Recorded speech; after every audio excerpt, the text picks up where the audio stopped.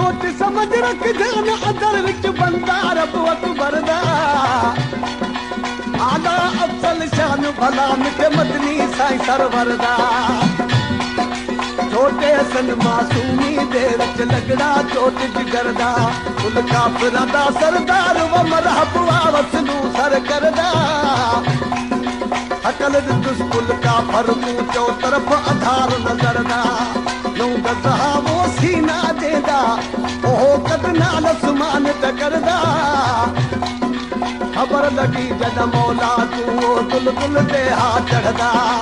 आन पता मैदान विचाले शेर अली शाह मरदा अकल दुस्कुल का फरकू उन कोट गया खैबर दा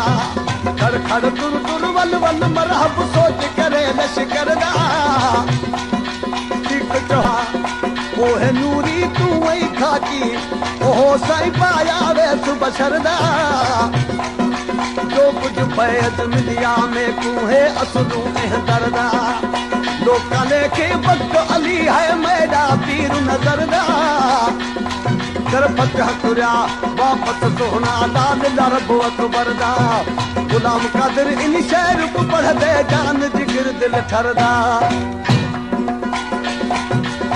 ओ तू अलिया तू जो तू अलिया तू जो ज़ात तुंहिंजी अकमाल जी ज़ात तुंहिंजी अकमाल जी लालन सानी तोखे ख़बर सदिया मुझे हाल जी मुर्शिद साईं तोखे ख़बर सदिया मुझे हाल जी मोहत आया हर साल जी ओ पंजारी आया हर साल जी लालन साईं तोखे ख़बर सदिया मुझे हाल जी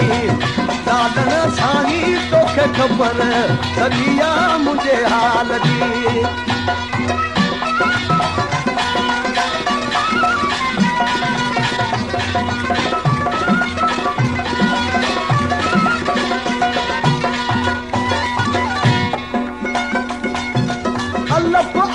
मन विच होवे अनबन उन बन इन बिन क्या तंबल तबूरा कछ विच होवे तन तन तुर तुर टिन टिन क्या नीह मेहरदा जा वसावे करमन कुड़मन किरमन क्या बस कनहार के बस के बाहू कमीज जुमा दे छन छन क्या ओ लज भरमुआ मुस्तफनाही लज भरमुआ मुस्तफनाही ओ गल न माया माल जी गल न माया माल जी लालन साईं तोखे ख़बर सदिया मुझे हाल जी लालन साईं तोखे ख़बर सदिया मुझे हाल जी मुझत आया हर साल जी ओ पंजारी आया हर साल जी लालन साईं तोखे ख़बर सदिया मुझे हाल जी लालन साईं तोखे ख़बर सदिया मुझे हाल जी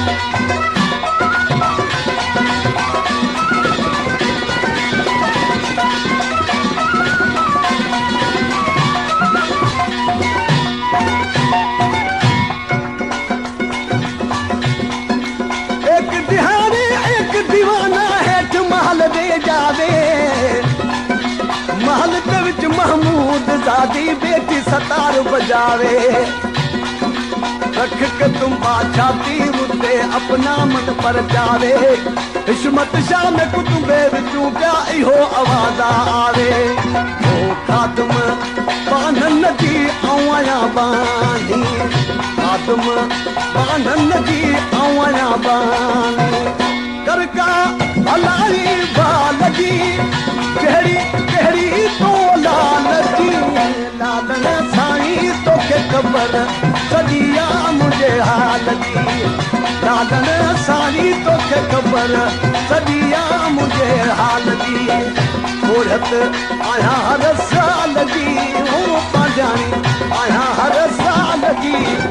लालन साईं तोखे ख़बर सदिया मुझे हाल जी लालन साईं तोखे ख़बर सॼी आ मुंहिंजे हाल